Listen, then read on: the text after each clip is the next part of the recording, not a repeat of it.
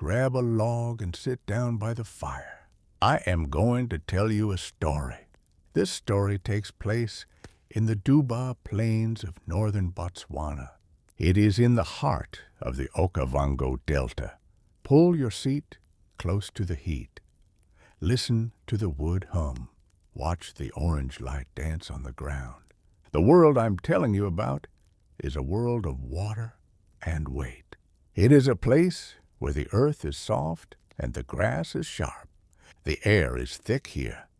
It is a place for the strong. It is a place where the kings and queens must fight the ground itself to survive. The Duba Plains are not like the dry plains you see in books. There is water everywhere. It flows in deep paths through the land. It hides in the tall green grass. The grass grows high and thick. It is a sea of green that never ends. When the sun goes down, the green turns to gray. The water looks like black oil. It is quiet, but it is not empty. The world here is heavy. The air smells of wet mud. It smells of old plants that have died and sunk into the silt. It smells of the rain when it hits the red dirt. The dirt has the scent of iron. It is a sharp smell that stays in the back of your throat. It is the smell of the delta. In the middle of this wet world live the kings. Their names are Sekekama and Matsumi. They are the king and queen of the marsh pride. They are not like other lions. They are bigger. They are stronger. Their chests are wide, and their legs are thick with muscle. They have spent their lives in the water. Sekekama sits on a small patch of dry land. He is a mountain of bone and fur. His mane is dark and heavy. It is full of dried mud and small sticks. His fur is wet. It is always wet. He looks out over the marsh. His eyes are slow. He does not need to hurry. He is the master of this place. Matsumi sits next to him.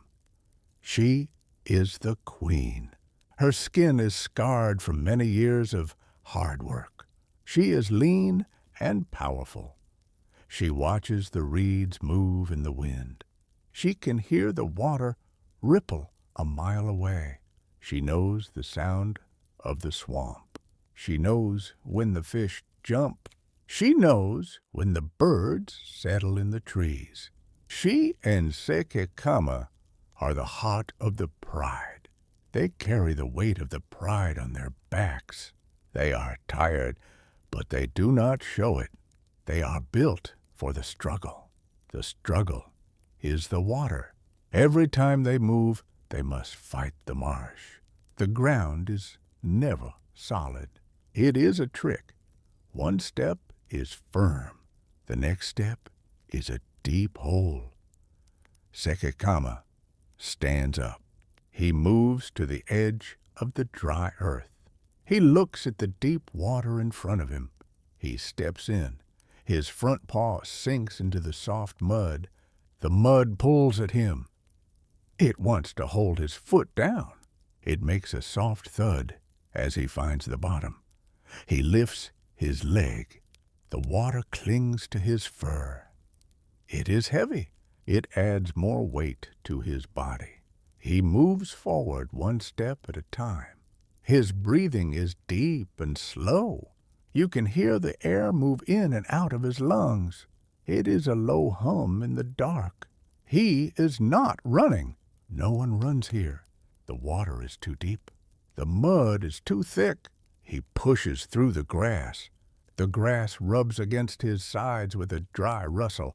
He is a titan, moving through the swamp. His heart beats steady. His muscles bulge under his wet skin. It is hard work to just walk. Every mile feels like 10. The water reaches his chest. He keeps his head high. He keeps his nose above the surface. He can smell the buffalo. They are out there in the dark, Matsumi follows him. She moves with the same slow grace. She does not make a sound. She makes the water ripple in long circles. The water is cold against their warm skin. It saps their heat. It tries to slow them down. They do not let it. They have a job to do. They are the hunters. The pride depends on them. They move through the channels where the water is dark and still. They move through the reeds where the shadows are long. The world is a series of slow movements. Push and pull, breath and rest. Sekekama stops. He stands still in the middle of the water. He waits. He listens. The only sound is the soft lap of the water against his ribs. He is a statue made of gold and mud. In the dark reeds ahead, the buffalo herds are hiding. They are big animals. They are black walls of meat and bone. They have horns that look like stone. They are the giants of the Duba plains. They know the lions are coming. They can smell the wet fur. They huddle together in the deep grass. They make a low sound in their throats.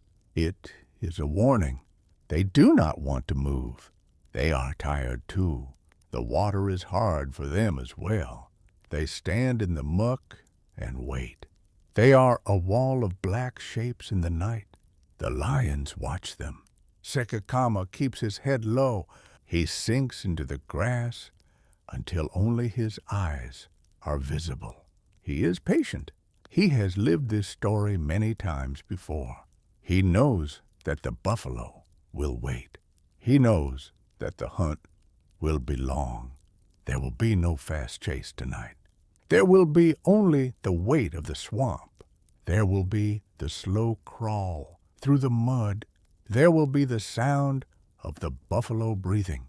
There will be the sound of the lions waiting. The moon is hidden by the clouds. The world is black and gray. The only light comes from the ripples on the water. The heat of the day is gone. The cold of the delta is here. The lions do not mind the cold. They are used to it. They are part of the water now. Their bodies are tuned to the rhythm of the marsh. They wait for the right moment. They wait for a buffalo to step away from the group. They wait for a sign of weakness. This is the life of the marsh pride. It is a life of heavy steps and deep breath. It is a life where the ground is never solid. It is a life of iron and mud. The water moves slowly around their legs. The reeds bend in the slow wind. Everything in this place is slow. The trees grow slow. The water flows slow. The lions hunt slow. They have all the time in the world. They have the hunger to keep them going. Sekekama moves his head. He looks at Matsumi. She knows what he is thinking. They have hunted together for a long time. They move together like two parts of one animal. They begin to circle the herd. They move further into the deep water. The mud gets deeper. The thud of their paws is more muffled now. They are ghosts in the swamp. They are the kings of the dark. They are the masters of the weight. They are submerged in the deep grass. They are one with the deep water. Sekekama is a giant of a lion. He weighs 240 kilograms. He is a mountain of meat and bone. His paws are as wide as a dinner plate. His claws are thick and black like the thorns on an acacia tree. He has a body that was built to break things. He was not born in the Duba plains. He came from the dry lands far to the south. He was a nomad. He had no home. He had no pride. He spent his young years walking through the dust. His skin was dry. His coat was thin. But he grew larger than all the other males. He grew until he was too big for the dry lands. He needed more. He needed a kingdom that could hold his weight.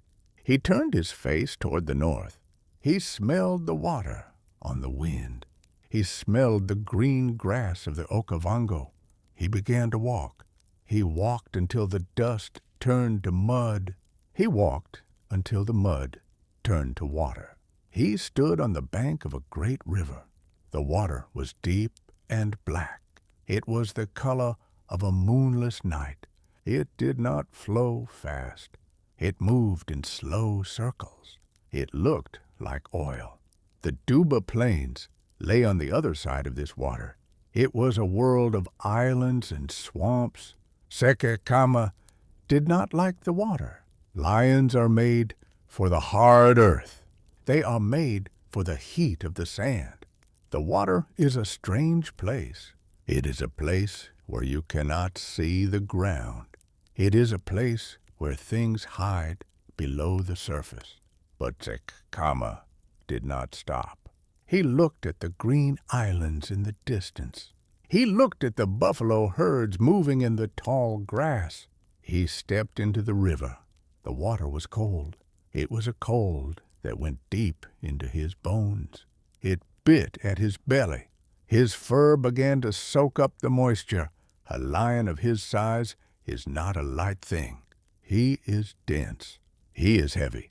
The water reached his chest. His mane floated on the surface like a dark cloud. He began to swim. It was not a fast movement. It was a slow and heavy struggle. He pushed his front paws through the thick water. He kicked with his back legs. The river tried to push him back. It was a weight that pressed against his ribs. Every breath was hard. He had to keep his nose high. He had to keep the water out of his mouth. The fur on his back was like a wet blanket. It added 10 kilograms to his weight. It added 20. He felt the pull of the mud at the bottom. Even in the deep parts, the mud was there. It was a soft and hungry thing. It wanted to grab his feet. It wanted to pull the giant down into the dark. Sekekama did not panic. He was a master of his own body. He felt the ripple of the water against his neck. He felt the hum of his own heart. Thump, thump, thump. It was a steady beat. It was the beat of a king. He swam for a long time. His muscles burned. The cold water tried to steal his heat. His breath came out in a low mist. He was a dark shape moving through the blackness. The crocodiles watched him from the reeds. They saw his size. They saw the power in his shoulders. They stayed in the shadows. They did not want to fight a mountain. They let him pass. Finally, his front paws hit the ground.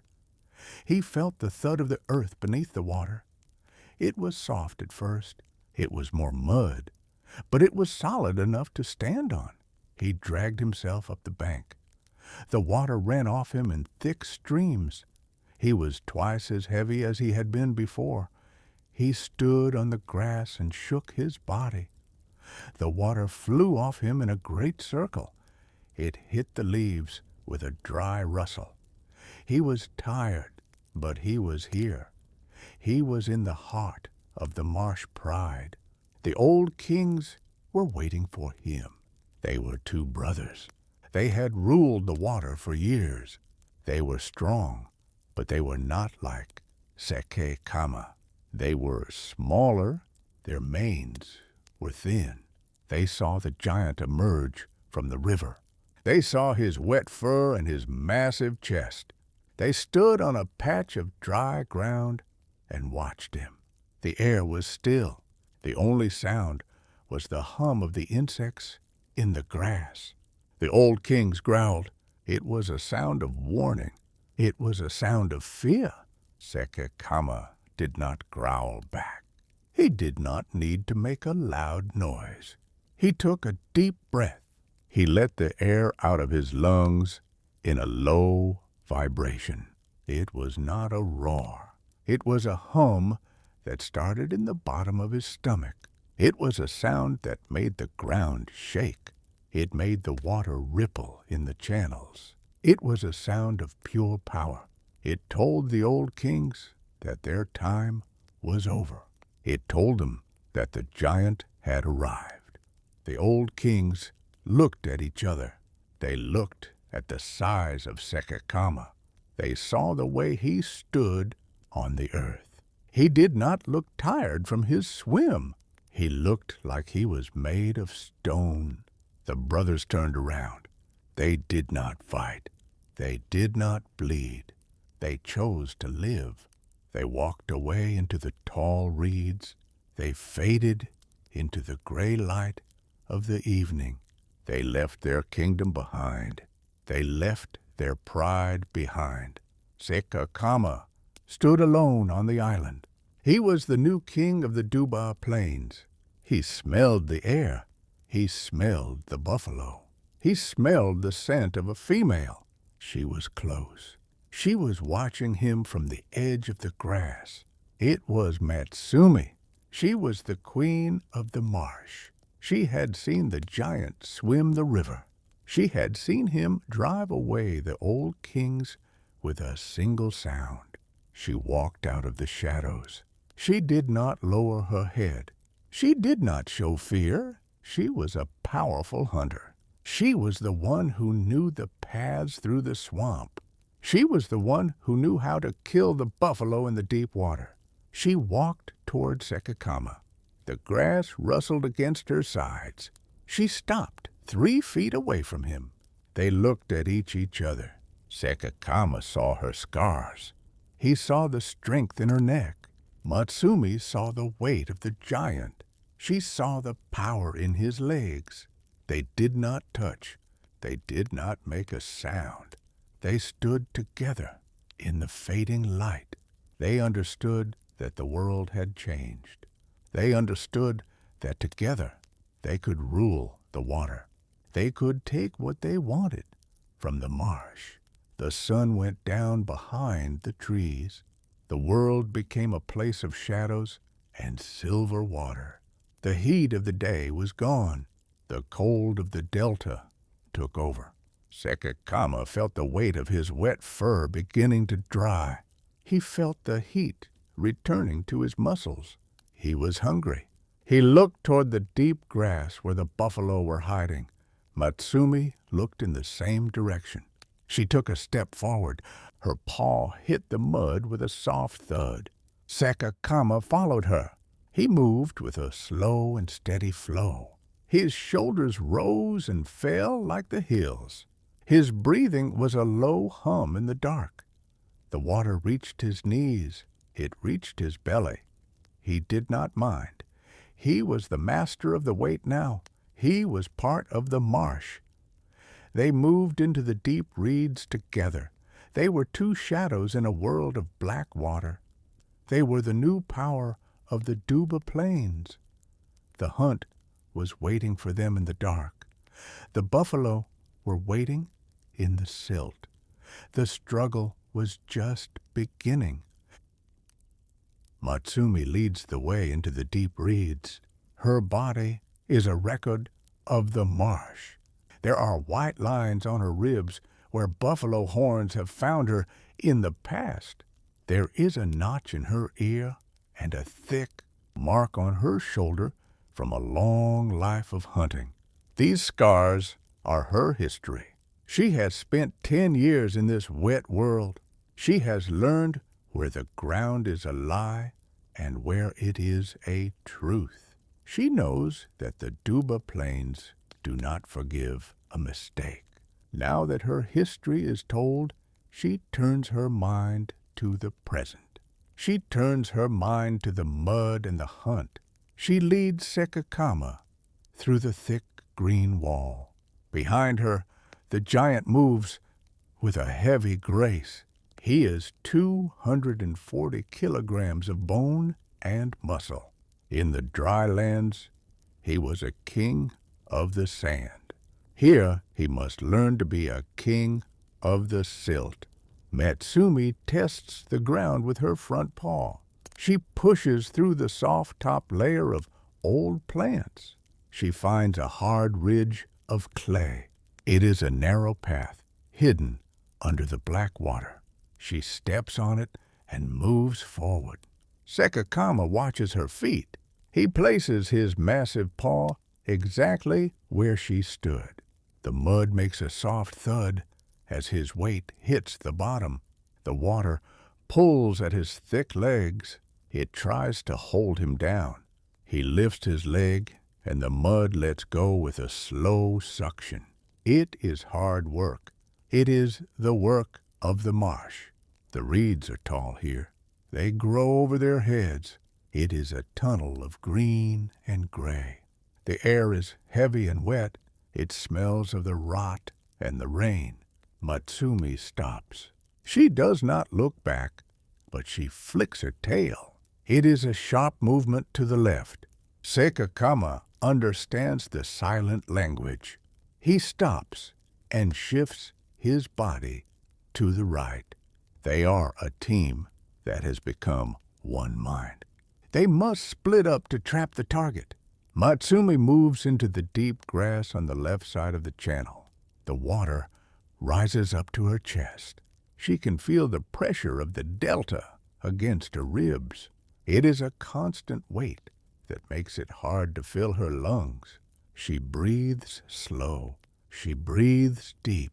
Every movement is a calculated choice. She does not splash. She makes the water move in long and silent ripples. On the right, Sekekama moves into the shadows. He is so large that he cannot hide as easily as Matsumi. He sinks lower into the water. Only his eyes and the top of his head are above the surface. His dark mane floats around him like a patch of dead weeds. He moves his paws one at a time. He feels for the roots of the reeds. The roots are like a net under the mud. They give him the grip he needs to move his massive frame. The water is cold against his warm skin. It steals the heat from his belly. He keeps his focus on the goal. He moves with a steady and heavy flow. The reeds rub against his sides with a dry rustle that sounds like the wind. He is a mountain of stone moving through a world of water. Ahead of them, the reeds open up into a small pool. This is where the old buffalo cow is standing. She is a massive creature of black hide and gray horn. She is heavy with years. She stands in the center of the pool with her head down. She is tired. You can hear her breathing in the quiet night. It is a slow and wet sound. It is a hum that comes from deep inside her chest. She is a wall of meat that has lived through many floods. Her legs are stiff tonight. The mud has taken its toll on her joints. She moves one foot, and the water makes a soft thud against her leg. She is the chosen one. She is the one the lions have marked. The smell of the buffalo is thick in the air. It is a scent of wet leather and warm milk and old grass. Matsumi can taste it on her tongue. She is closing the gap now. She is no longer in the deep water. She has reached a patch of shallow silt. She sinks her body until her belly is pressed into the cold mud. She moves forward by inches. She uses her claws to pull herself through the muck. She is a ghost in the grass. She is 20 feet away from the buffalo's rear leg. She can see the way the mud has dried on the cow's hide. She can see the small birds sleeping on the buffalo's back. The world is very still. The only sound is the hum of the insects and the slow breath of the prey. The mud is a living thing in the Duba plains. It is not just dirt and water. It is the history of the plants and the animals that have died here.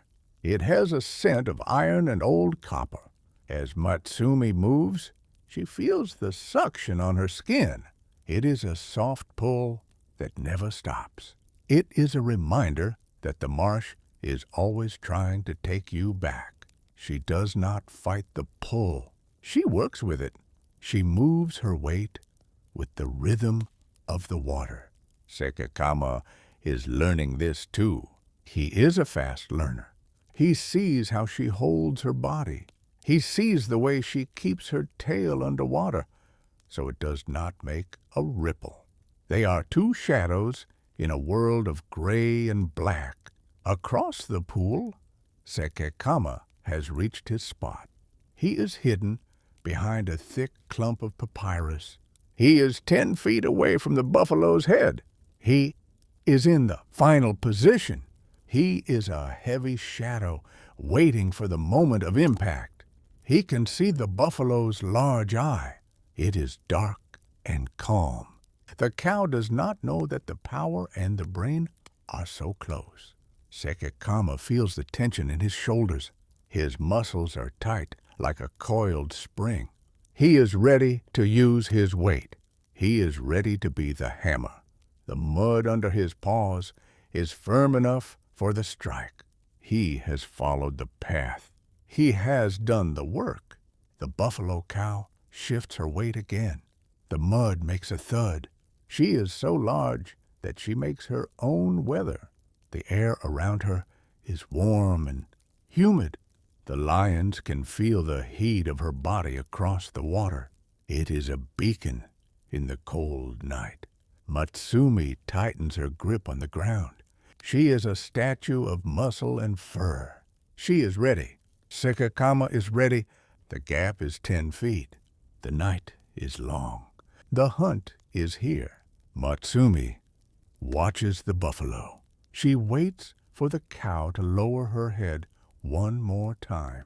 She waits for the focus to shift. The gap is small now. It is a distance of 10 feet. It is a distance that can be covered in a single heartbeat. The water is still. The reeds are quiet. The lions are in their places. They are two parts of a trap that is about to close.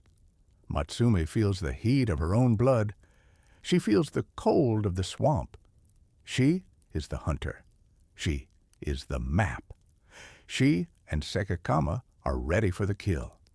They are at the edge of the struggle. The dark world of the Duba Plains is about to break. The buffalo lowers her head to drink, and Matsumi jumps. She is a brown shadow in the dark. She hits the rear leg of the cow. The weight of her body is a heavy thud against the hide. The cow is massive, and she does not fall yet. Matsumi grips the back with her claws. She sinks her teeth into the thick skin. The water ripples away in big circles. The mud under the cow's hooves begins to shift. The buffalo lets out a low grunt. It is the sound of surprise and pain. It is a deep vibration in the night. Sekekama moves from the front. He is a mountain of muscle. He comes out of the reeds with a slow and steady force. He does not run because the water is too deep.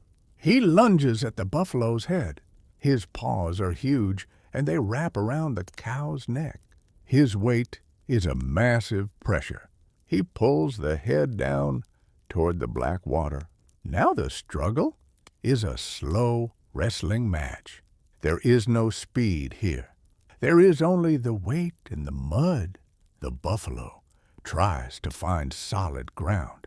Her hooves kick the silt. You can hear the thud of her feet hitting the soft bottom. She tries to lift her head, but Sekekama is too heavy. He is 240 kilograms of bone and fur. Matsumi is another 150 kilograms. The lions have a combined weight that the cow cannot carry in the marsh. The mud is a trap. It sucks at the buffalo's legs. It pulls her down into the rot. The water is thick with the scent of the struggle. It smells of old earth and fresh blood. It is the smell of the Duba plains. The water is a heavy blanket that wraps around their legs. It makes every move a slow and painful effort. The animals are warm in the cold night. Steam rises from their bodies. It looks like white smoke in the moonlight. You can see the steam coming off the buffalo's back. You can see the hot breath of the lions in the air. Their breathing is deep and wet. It is a heavy sound. Huff, huff, huff. It is the sound of a great effort. Matsumi shifts her grip. She moves her paws to the cow's flank. She pulls with all her strength. She wants to tip the buffalo onto her side. Sekekama keeps his hold on the throat. He is patient. He knows that the water will help him. He knows that the marsh is his partner. He leans his chest against the buffalo's face. He pushes the nose under the surface of the pool. The water is dark and cold. It waits to take the life from the prey. The buffalo fights to keep her head up. She grunts again. It is a wet and muffled sound. Her eyes are wide and dark. She looks for the herd, but the herd is gone. They have run into the thick grass. She is alone with the lions. The water is up to her chest. The mud is deep. She feels the suction on her belly. It is a slow pull. The lions are like anchors. They are holding her in the deep. They do not let go. Their claws are locked into the hide. The struggle is quiet. There are no loud sounds. There is only the thud of the water and the grunt of the animals. It is a battle of gravity and time. The marsh is eating the buffalo 1 inch at a time. The lions are the weights that sink her into the earth. Matsumi feels the cow begin to tire. The muscles in the buffalo's legs are shaking. The effort of standing in the silt is too much. The weight of the lions is too constant. Matsumi moves her weight again. She leans into the buffalo's hip. The cow's back leg gives way. There is a slow ripple as the buffalo falls into the water. The water rises up around them. It covers the buffalo's back. It covers Matsumi's belly. They are all sinking into the black silt together. The buffalo tries one last time to kick. Her hoof hits the mud with a final thud.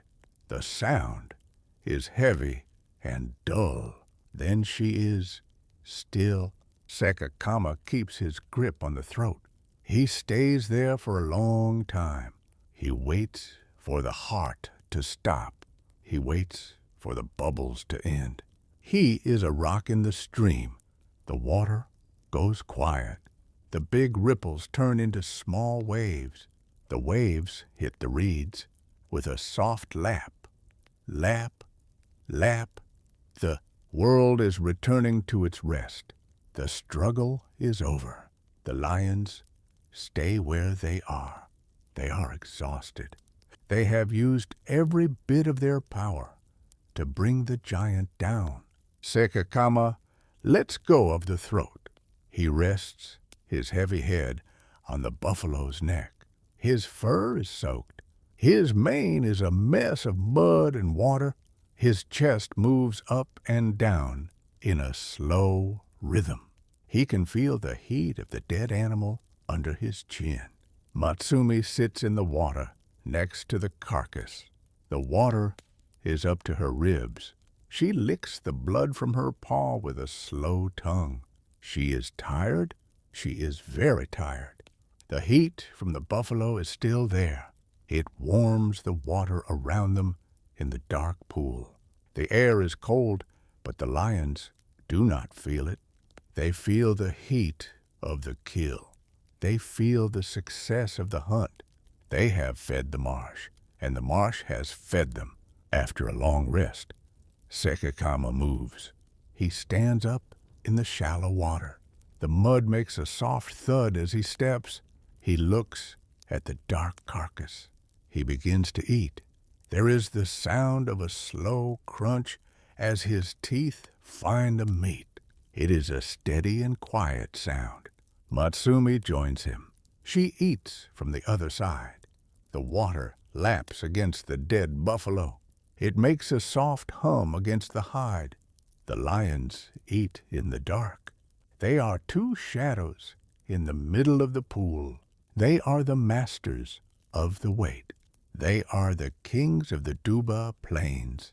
The night is long and the food is plenty. They will sit in the water and eat until the sun comes up. The mud will hold them. The water will keep them. The story of the hunt is finished in the silt. The taste of the meat is rich. It is the taste of the grass and the delta. The lions move with a slow flow as they eat. They are not in a hurry. No one will take this from them. The other animals stay away. The hyenas are far off in the grass. The crocodiles are deep in the channels. The marsh belongs to the pride tonight. Sekekama tears a piece of hide. The sound is a soft rustle. He swallows and takes a deep breath. The steam still rises from his head. He is a mountain of fur in the moonlight. Matsumi is a smaller shadow beside him. They have done the heavy work. The water is still now. The ripples are gone. The world is just the lions and the meat and the dark. The struggle has ended in the deep. The lions rest. The lions eat. The marsh is quiet. The only sound is the water hitting the shore. Huff, huff, crunch. The buffalo is part of the ground again. The lions are the only things left moving in the cold. They are heavy with the meal. They are heavy with the night. Sekekama lifts his heavy head from the meal. He is full and he is warm. The night air is cold, but the heat in his belly is a steady fire. He looks out across the dark water toward the wall of green reeds. He knows his family is waiting. They are hiding in the thick grass where the wind cannot find them. He opens his mouth a little way. He does not make a loud noise. He lets out a deep rumble. It is a sound that starts in the very bottom of his stomach. It is a vibration that moves through his ribs and out into the world. It is a heavy sound. The ground under his paws begins to hum. The vibration travels through the soft earth and across the surface of the pool. It is a social call. It is a message of peace and a message of food. He waits in the silence. The rumble dies away, but the ground still feels like it is breathing. He calls again. It is a low and slow vibration. The water in the pool ripples in tiny circles from the power of the sound. From the shadows of the tall grass, the first shapes appear. They are the lionesses of the marsh pride. They move with a slow and steady flow. They are cautious, but they know the voice of the king. Behind the females come the small ones. There are 4 cubs. They are small and fuzzy. Their fur is thick and soft like a wool blanket. They are very tired. They have been hiding in the dark for many hours. They have been waiting for the signal to come out. Their paws make a soft thud on the dry patches of earth. They trip over the roots of the reeds because their legs are still short. They make tiny sounds in their throats. It is a soft and happy noise. They see Sekekama, and they do not fear him. They see his massive size, and they know they are safe. They run to Matsumi first. She is their mother and their guide. They rub their heads against her chest. They lean their weight against her legs. The pride is together again. The lionesses move to the carcass of the buffalo. They begin to eat with a slow and rhythmic crunch. The cubs follow them. They are hungry, but they are also curious. They huddle against the side of Matsumi as they find a place to feed. You can hear the sound of their small teeth. It is a steady and quiet crunch, crunch, crunch. They eat the soft parts of the meat. They are small, but they are strong. Their bellies begin to grow round. They look like little stones under their fuzzy fur. They stay close to the heat of the group.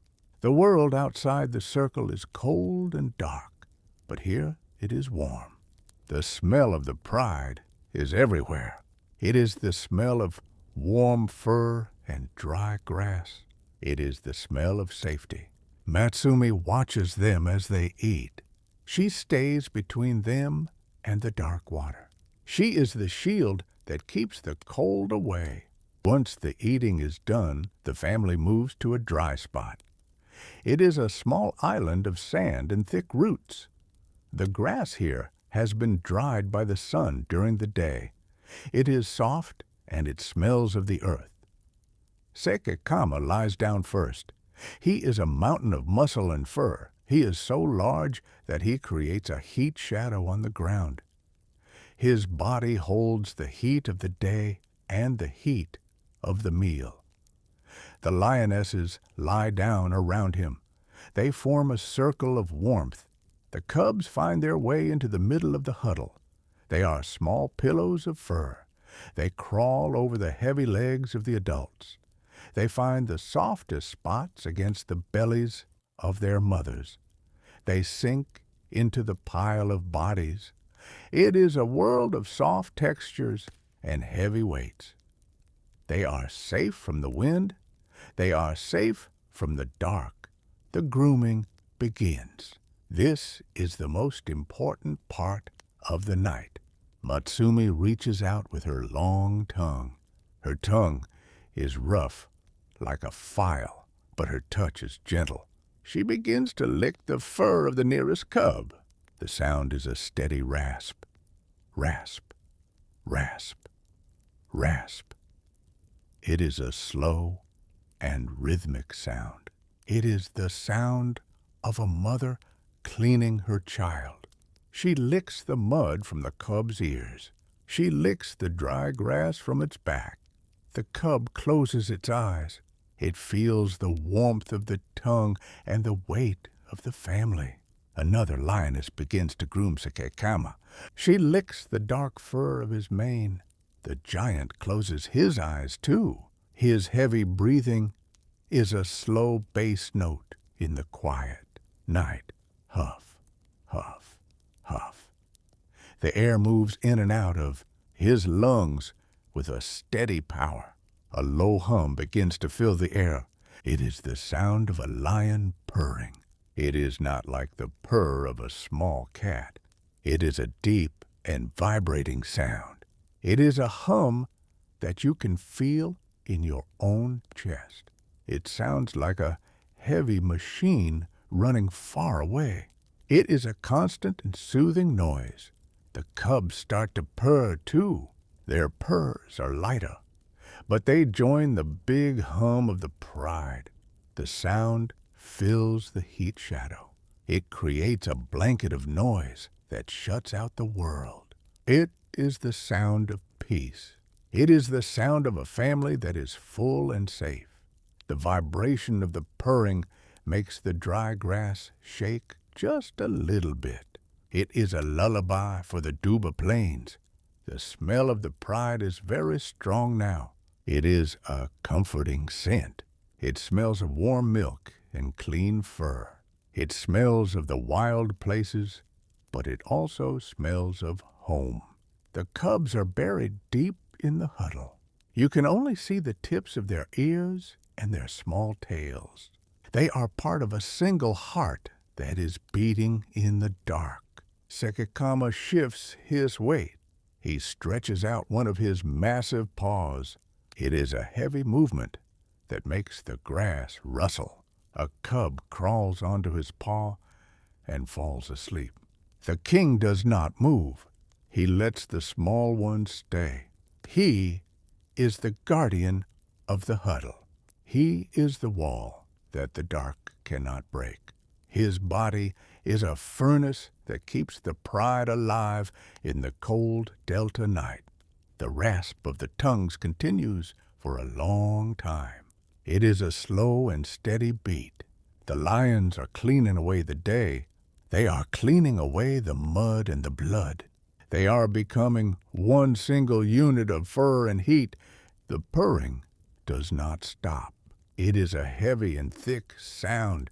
It makes the air feel thick and warm. The cubs are dreaming now. Their paws twitch as they sleep. They are safe in the heat shadow of the giant. The lionesses rest their heads on each other's backs. They are a mountain of family. The cold wind blows over the reeds, but it does not reach the huddle. It flows over them like water over a stone. Everything is quiet except for the hum and the rasp. The world is just this small patch of dry ground. The stars are bright above, but the lions do not look at them. They are focused on the warmth of the bodies next to them. They are focused on the rhythm of the breathing. Sekekama lets out a long and slow breath. It is a sigh of contentment. He is the king, and his pride is safe. The weight of his body is a comfort to the others. The softness of the cubs is a comfort to him. They are a circle of life in the heart of the marsh. They are the pride of the Duba plains. They stay together in the dark. They stay together in the heat. The huddle is tight and the night is still. The night is deep. The pride is a pile of warm fur in the grass. They do not move. The cubs are still. The lionesses are still. The cold air moves over the island in a slow flow. It carries the scent of the swamp and the distant trees. Sekekama lies with his head on his paws. His eyes are closed, but his ears are not asleep. They move. They turn toward the north. They catch a small change in the wind. The wind has shifted. It no longer carries the smell of the dry earth. It carries a message from the other side of the river. A sound moves through the dark. It is not a loud noise. It does not break the silence. It is part of the silence. It is a vibration. It comes from across the black water of the river. It is a roar from a rival male lion. But at this distance, it is a low hum. It travels through the air. It travels through the mud. It reaches the pool where the lions were resting. The surface of the water begins to shake. Tiny ripples move in perfect circles across the black oil of the pool. It is a challenge. It is a voice that says, "The kingdom is being watched." They are the shadow males. They are two brothers. They are young, and they are full of fire. They are not as big as Sekekama. They do not have his weight. They do not have his experience. But they are hungry. They want the Duba plains for themselves. They want the marsh pride. They stay in the shadows of the tall trees on the far bank. They watch the lights of the delta. They listen to the sounds of the swamp. They have been following the scent of the king for many days. They are patient. They are waiting for a sign of weakness. They are a threat that never goes away. The night is a giant ear. Every sound is clear in the cold air. Far away, a dry branch breaks with a sharp clack. It sounds like a bone snapping. A hippo moves in the deep channel. There is a heavy ripple As its body pushes through the water, the sound travels for miles. You can hear the wings of a night bird as it flies over the reeds. The air is so thin and cold that every noise feels like it is right next to you. The marsh is a map of sounds. Sekekama knows them all. He knows what is normal. He knows what is a threat. He hears the shadow males, and he knows they are closer than they were yesterday. Sekekama opens his eyes. They are gold in the dark. He does not move fast. He is a mountain, and a mountain does not hurry. He lifts his head. He feels the weight of his own body. He is 240 kilograms of power. He stands up slowly. The grass rustles under his heavy paws. He moves away from the huddle. He does not want to wake the cubs. He does not want to wake Matsumi. He leaves the heat shadow of the family and steps into the cold air. His fur is dry now. It is thick and dark. He walks to the edge of the island. His feet make a soft thud as he hits the firm dirt. He reaches the water's edge. He looks across the river. He can see the dark line of the trees on the other side. He knows the brothers are there. He does not roar back. A roar is for a fight. A roar is for a hunt. Tonight, he gives a warning. He lets out a low rumble. It is a deep vibration that stays in his chest. It is a stay-away sound. It is a heavy hum that tells the shadow males that the king is awake. It tells them that the kingdom is guarded. It is the sound of a stone that cannot be moved. The vibration moves through his feet and into the island. The ground hums under him. The shadow males do not roar again. They hear the message. They understand the weight of the king. They stay in their shadows. They will not cross the river tonight. The water is too deep and the king is too ready. Sekekama does not go back to the huddle. He stays at the edge of the island. He sits down on his haunches. He is a black shape against the gray light of the stars. His head is high. His nose catches every scent on the wind. He is the guardian. He is the heavy protection of the marsh pride. The delta is a world of silver and black. The moon is a thin line in the sky. The water in the channels looks like liquid lead. It is still. There is no wind now. The reeds are frozen in the dark. The only thing that moves is the breath of the king.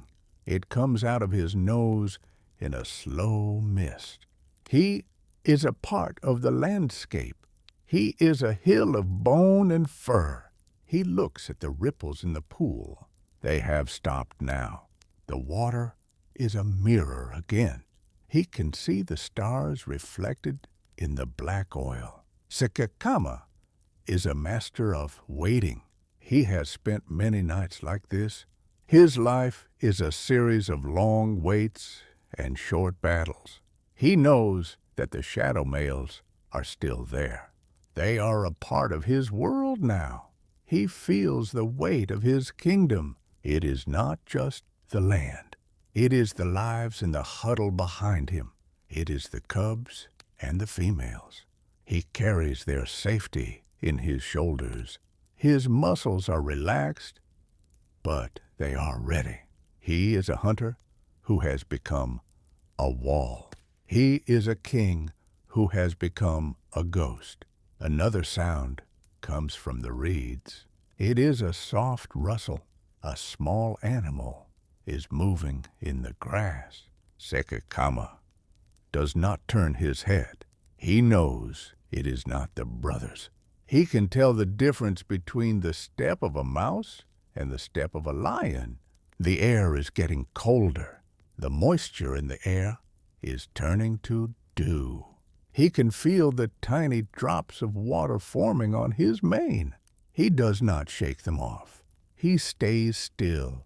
He is a statue of grit and fur. He is the master of the night. The night goes on in a steady flow. The stars move across the sky in a slow circle. Sekekama does not blink. He watches the river. He watches the shadows.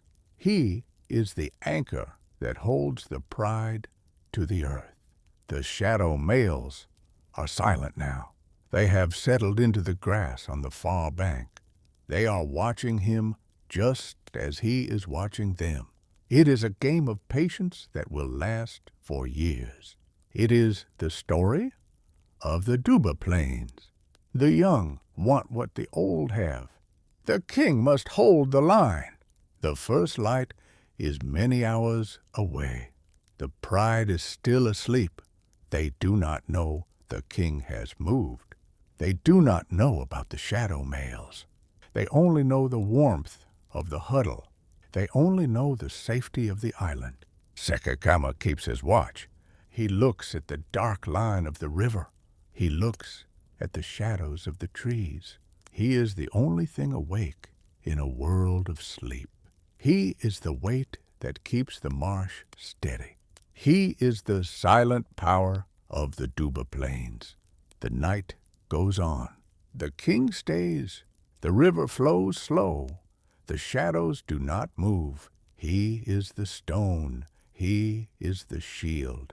He is the end of the path for any who try to cross the water.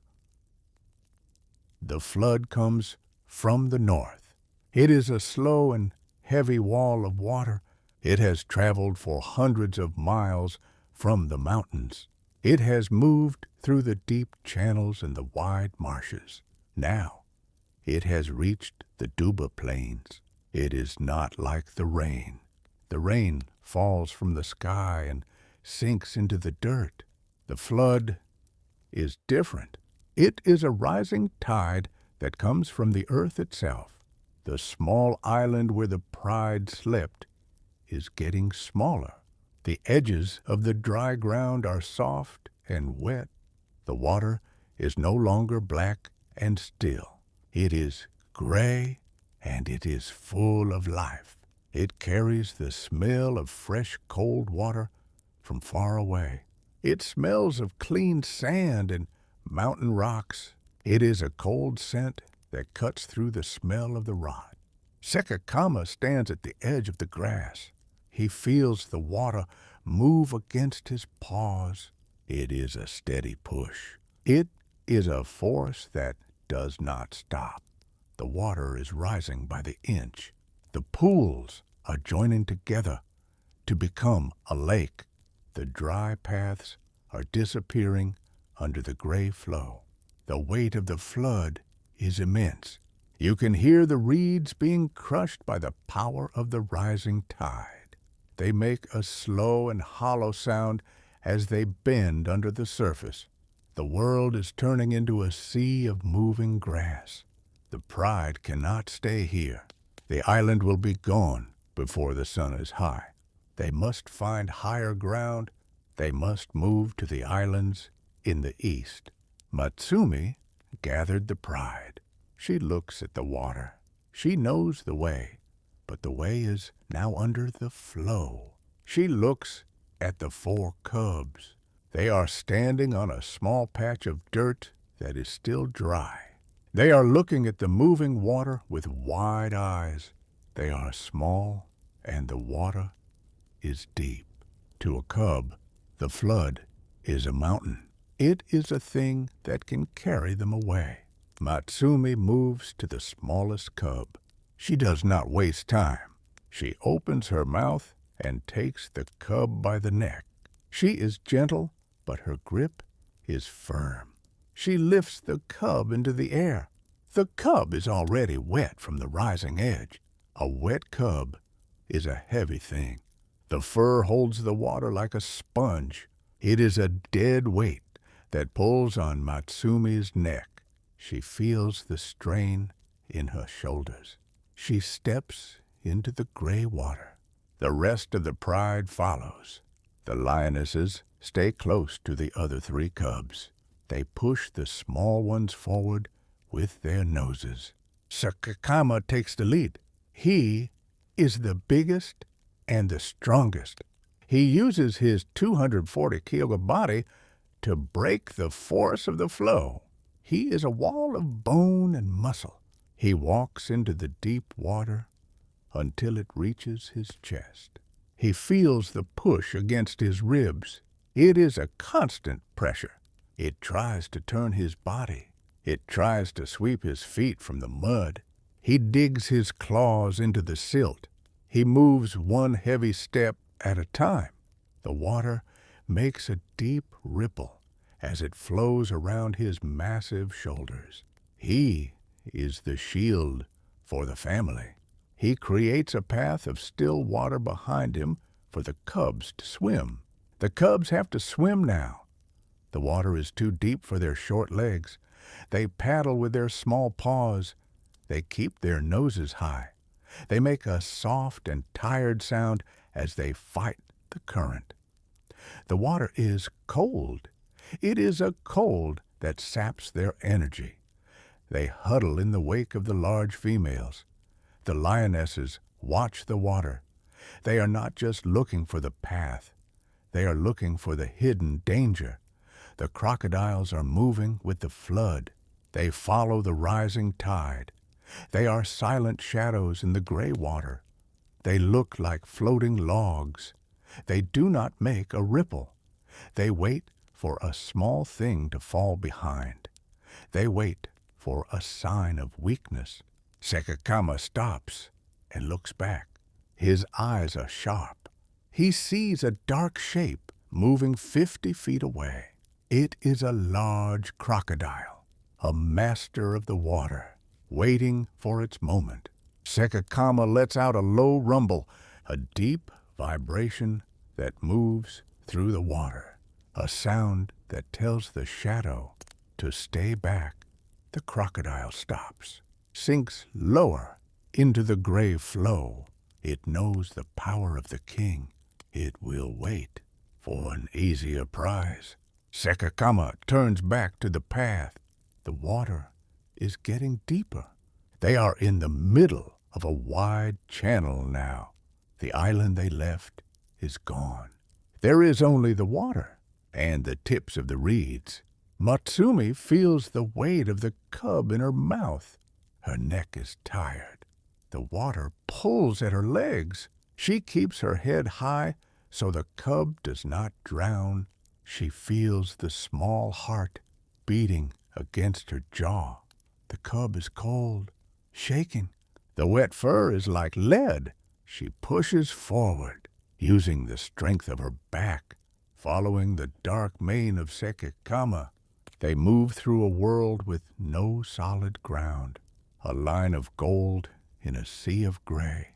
The sky is heavy. The air is wet. The flood hums constantly, the sound of 1,000 rivers joining into one. The struggle goes on for a long time, a slow journey. Lions built for land, now creatures of the marsh. They move with a heavy rhythm. Push and step, push and step. Muscles burn. The water tries to steal their breath, tries to slow them down. But the pride is a unit, moving together, protecting the small, following the strong. The high island comes into view, a mound of red dirt and old trees, high enough to stay above the flood. Sekekama reaches the bank first, dragging his heavy body from the water, mud pulling at his paws. He reaches firm ground and stands, twice as heavy as before, water running from his fur in thick streams. He looks back, watching the others. One by one, the lionesses climb the bank, exhausted, moving slow and heavy. Matsumi reaches the top and sets the cub down, shivering, a small wet pile of fur. The other cubs climb up behind her. They are safe. They have survived the move. They have survived the deep. The morning light is gray and cold, revealing the new world the flood has made. The Duba plains are gone, replaced by a great lake of moving water. The lions stand on their new island, wet, tired. Sekekama stands at the edge of the trees, shakes his body from head to tail, water flying off in a cloud of mist, softly rustling through the leaves. The others do the same, shaking the weight of the flood from their skin. They look out over the rising tide. They are the masters of the grit. They are the ones who stay. The water will keep rising, but they are on the high ground. They are the lions of the Duba plains. They are ready for the new world. The water is gone. The islands are dry again, and the grass is yellow under the sun. The pride is resting in the shade of a large leadwood tree. But the air is not the same as it was before. There is a new weight in the group. There is a tension that stays in the grass even when the wind is still. The cubs are no longer small. They have grown into young males with thick necks and strong legs. Their fur is clean, and their eyes are sharp. They are big, but they are not the king. They are starting to look at the world with a new hunger. They are starting to test the lines that Sekekama has drawn in the dirt. A small meal lies in the grass. It is a lechwe. It is not enough for everyone to be full. Sekekama stands up from the shade. He is the king, and he always eats first. He moves toward the meat with a slow and heavy walk. Usually the others move away when they hear his paws hit the ground. They give him space out of respect and out of fear. But today, one of the young males does not move. He stays where he is. He sits with his head high and his chest wide. He looks at Sekekama as he approaches. He does not blink. He does not lower his eyes. The tension is a physical thing. It is like a cord that is being pulled too tight in the dark. The fur on the young male's neck begins to bristle. It stands up in a stiff and angry line. His body is frozen. He is a statue of muscle and rebellion. Sekekama stops 3 feet away. The king is a giant, but he feels the years tonight. His joints have a dull ache from a long life spent in the water and the mud. The 240 kilograms of his body feels heavier than it did before. He can feel the eyes of his sons on his back. He can feel them watching the way he breathes. They are looking for a sign that the hammer is getting soft.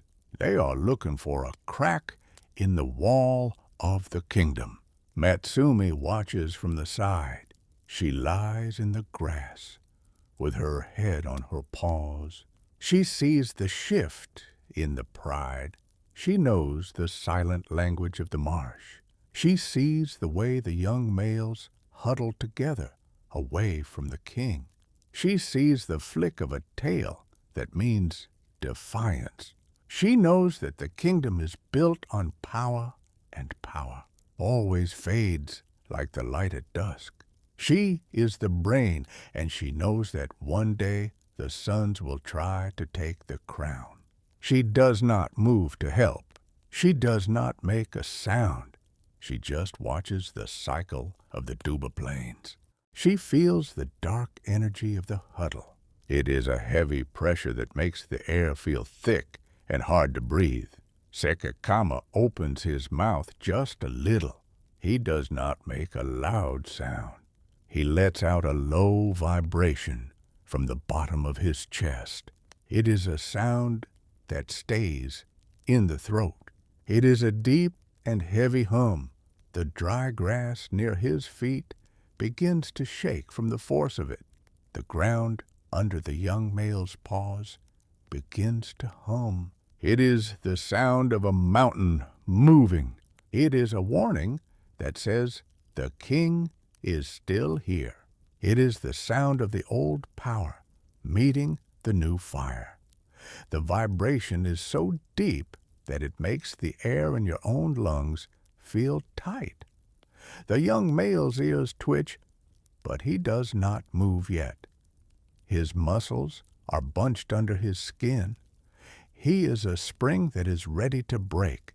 Sekekama takes a step forward. He does not rush. He uses the weight of his body as a weapon.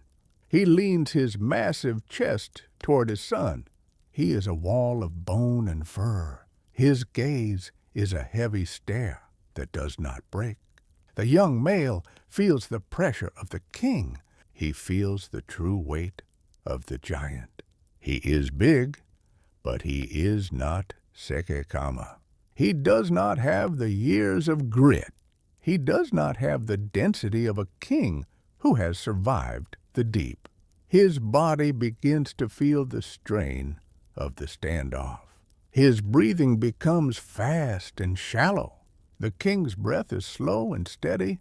Huff, huff, huff. It is a rhythm that says he can wait forever. It is a rhythm that says he is not afraid of the dark. The young male feels the fire in his own blood, but he also feels the ice of the king. He is not ready for the battle, not yet. He slowly lowers his head. He does not look away, but he shifts his weight. He takes a step back, then another. He turns his body and walks into the tall grass away from the meat. The other young males follow him. They move with a stiff and slow flow. They are showing their backs to the king, but they are not defeated. They are just waiting for the right moment. They have learned the lesson of the wait tonight. They have felt the vibration of the grit. They will go back to the shadows and wait for the sun to go down again. Sekekama reaches the meat. He stands over it, but he does not eat immediately. He looks out over the island. He looks at the moving shadows of his sons in the reeds. He is alone in his power. The huddle of the family has changed. The warmth of the pride has turned into the cold of the rivalry. He feels the stiffness in his front leg as he stands. It is a small reminder that time is a rising tide that never stops. He takes a deep breath, and the air is heavy with the scent of the dry land and the old wood. He is still the king of the Duba plains. He is still the master of the marsh, but the silence that follows the tension is not a peaceful silence. The sun goes down and the sky turns the color of a bruise. The shadows of the leadwood trees grow long and thin. The pride settles into their spots for the night. They are not huddled as close as they used to be in the old days. There is a gap between the king and his sons. It is a gap of space and a gap of time. Matsumi lies between them in the dirt. She is the bridge that is starting to crack under the weight of the new world. The only sound is the wind in the reeds and the low hum of the delta. The young males are awake in the dark. They are watching the king. They are feeling their own strength grow in the silence. The tension is still there. It is a weight that sits on the heart of the pride. It is the dark energy of the Duba plains. The young males have backed down for now, but the heavy silence remains. The world has turned away from the old king. The Duba plains are still here, but the kingdom belongs to the sons now. Sekekama is no longer the master of the marsh pride. He does not sit under the leadwood tree. He does not lead the hunt. He is an outcast. He lives on the thin edges of the world where the water is shallow and the grass is dead. The giant is fading. The mountain of meat and bone is becoming a hollow shell. His ribs show under his skin like the roots of an old tree. The skin is loose and gray. His mane, which was once a dark cloud of power, is now thin and full of gray hair. It hangs from his neck like old moss. He feels the heavy weight of gravity on his body every hour of the day. It is a pressure that wants to pull him down into the dirt. It is a force that he can no longer fight with strength. He can only fight it with patience. He moves with a slow and stiff flow. His paws are still huge, but the muscle in his legs is gone. Every step is a slow and heavy choice. He lifts his front leg, and you can hear the soft click of his joints. It is a dry sound, like two stones hitting each other. The mud is a hard enemy now. In the old days, he pushed through the silt like it was air. Now the mud is thick and hungry. It wraps around his ankles and tries to hold him. He has to lean his whole weight forward just to move an inch. His breathing is a raspy sound in the quiet. It is a hollow. That comes from deep in his chest. Huff, huff, huff. The air does not go as deep as it used to. It stays in his throat. It carries the scent of the dry dust and his own old fur. He is a ghost of a king walking through a world of shadows. Matsumi has not left him. She is the only thing that remains of the old life. The pride has moved on with the young males, but she stayed behind. She is an outcast too by choice. She sits next to him in the tall, dry grass. Her own coat is fading, but she is still strong enough to walk. She does not hunt buffalo anymore. She hunts the small things in the reeds. She brings what she can to the old giant. She sits so close that her fur touches his ribs. She is his only partner in the dark. She understands the weight of the years. She knows the sound of his clicking joints. She listens to his raspy breath in the night, and she does not move. She is the bridge between his life and the end. They are two shadows in a sea of gray grass.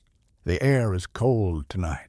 It is a thin and sharp cold that does not hold any moisture. The big flood is a memory. The water in the channels is low and still. The world feels quiet and empty. There is no sound of the pride. There is no sound of the rival roars. There is only the wind in the dead reeds. The reeds make a dry rustle as they rub against each other. It sounds like 1,000 small voices whispering in the dark. The smell of the world is the smell of old things. It is the scent of sun-bleached bone and dry silt. Sekekama lifts his head to catch the wind, but the wind does not tell him anything new. It only tells him that the night is coming. It tells him that the heat is leaving the earth. He tries to stand up from the dirt. It is a long process. He has to push with his front legs until his shoulders rise. He feels the strain in his neck. His back is slightly bent now. He is no longer a straight line of power.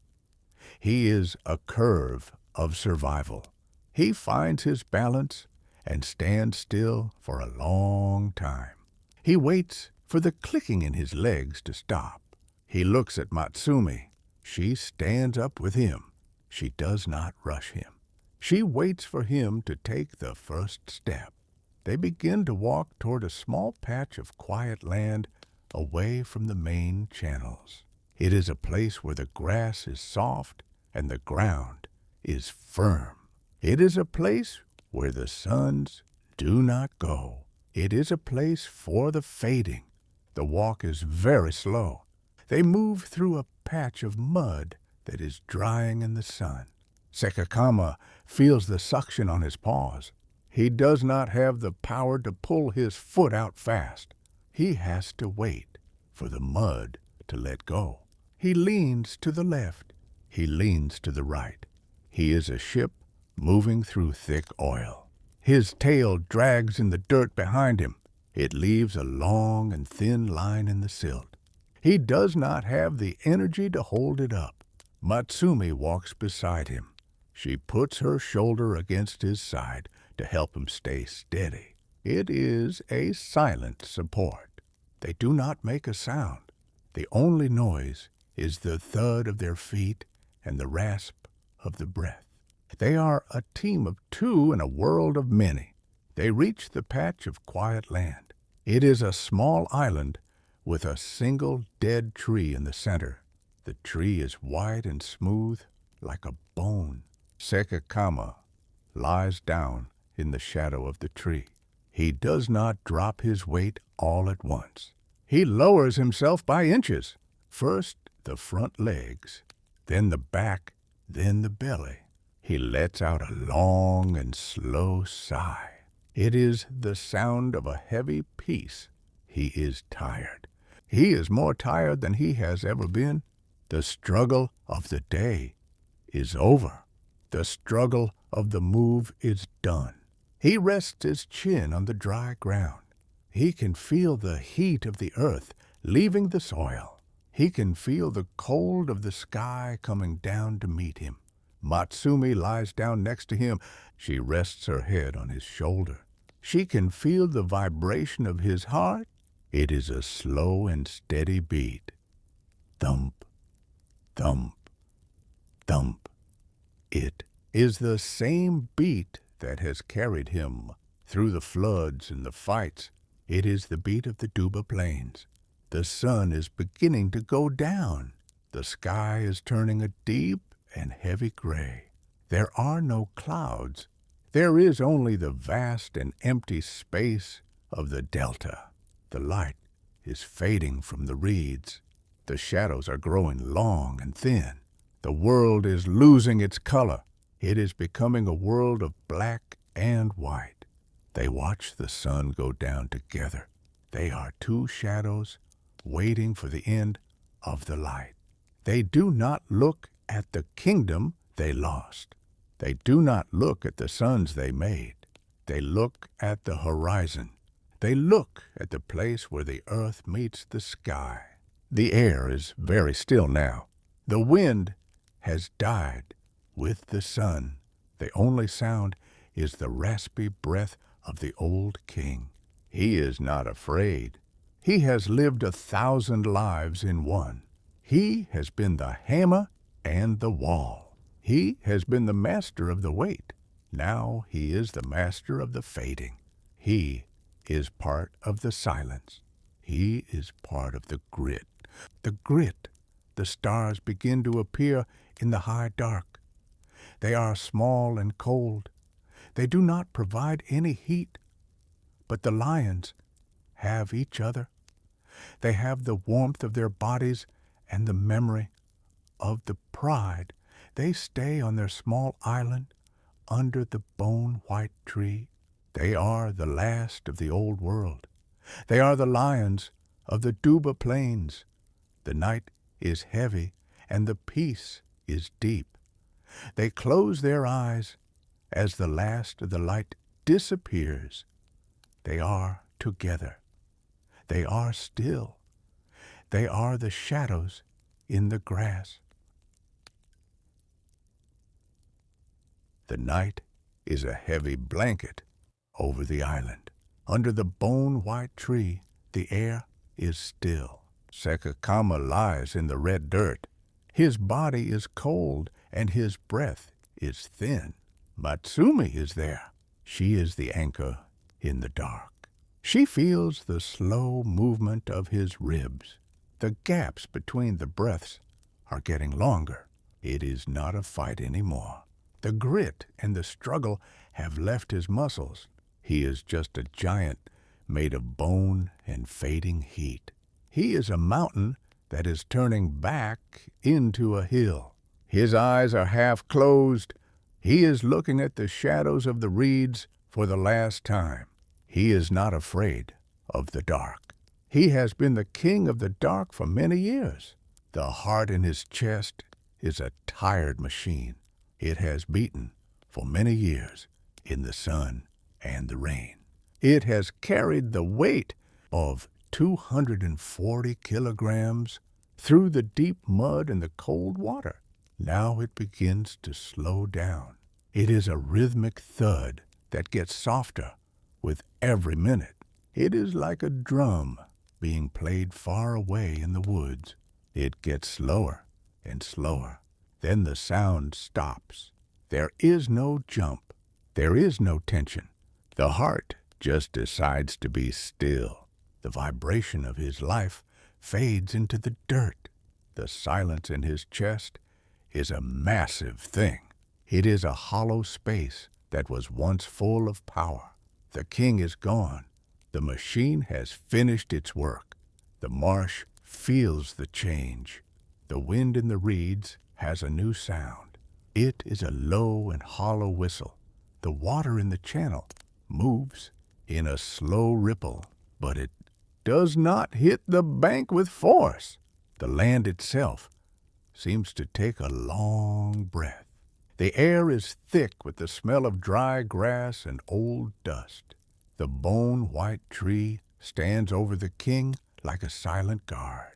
Its branches do not move. It is a statue in the moonlight. The insects in the grass stop their hum for a moment. The world is holding its breath. The spirit of the giant is drifting into the water and the silt. He is becoming a part of the Duba plains in a new way. Matsumi feels the heat leave the body. She does not move away. She is the witness to the end of an era. She has seen the king when he was a young power, and she has seen him when he was a fading shadow. She leans her head against his mane. The fur is cold now. It is full of the delta dust and the scent of a long life. She stays there for the rest of the night. She does not make a sound. She just sits in the heavy silence. She feels the weight of the years and the weight of the loss. She is the bridge between the old kingdom and the new world. She is the memory of the marsh pride. Far away to the north, the suns are awake. They do not know the king is dead, but they feel the shift in the air. A sound travels across the water. It is a deep vibration that makes the ground hum. It is the roar of the new kings. It is the same sound Sekekama made when he first swam the river. It is a heavy and powerful noise that says, "The kingdom is ours." The vibration moves through the mud and reaches the bone-white tree. The bloodline is alive. The power has moved to new shoulders. The cycle of the Duba plains is a circle that never breaks. One giant falls and another rises from the grass to take the crown. The red dirt starts to take the king back. He is part of the island now. His body is the same color as the earth. The ants move in the grass. The birds wait in the trees. The marsh does not stop for the dead. It is a world that always looks forward. The bones of the king will become the dust of the islands. The grass will grow thicker where he lies. He will be the grit in the dirt and the salt in the water. The king is the land, and the land is the king. Every step the sons take will be on the ground that Sekekama made. He is the foundation of the marsh. The first light of the morning is a thin gray line on the horizon. The stars fade into the sky. The sun begins to rise over the Okavango Delta. It is a large and orange eye that looks down on the water. The marsh is wide and wet. It is full of life that does not know his name. The hippos move in the deep channels. The lechwe run through the tall grass. The world is the same as it was yesterday, but the giant is gone. There is a hollow space under the bone-white tree where the grass is pressed down. The morning mist is thick, and it clings to the ground like a white cloth. Matsumi stands up. Her legs are stiff from the long watch. She looks at the king one last time. He is a still shape in the gray light. He looks like a part of the tree. She turns her face toward the sun. She begins to walk away from the island. She moves into the tall reeds with a slow and steady flow. She does not look back. She is a ghost in the morning mist. She is a part of the marsh now. She will find the pride, or she will find the silence. She moves with the rhythm of the water. The story of the king is finished, but the story of the plains goes on. The sun gets higher in the sky. The heat begins to return to the earth. The water in the channels turns from gray to silver. The reeds grow in the mud. The buffalo move in the deep grass. The cycle of the Duba plains is a long and heavy breath. It is a world of water and weight. It is a world of grit and peace. The king is gone, but the marsh is full. The wind blows over the red dirt. It picks up the dust and carries it into the air. The reeds bend and sway in the slow breeze. The water hits the bank with a soft thud. The silence of the tree is the only thing that remains of the giant. The wind is the only voice left in the grass. It moves through the green sea. It drifts over the islands. It carries the scent of the new day. The world is wide. The world is wet. The world is heavy. The wind is the only thing that stays. It whispers in the grass. It hums in the reeds. It moves on.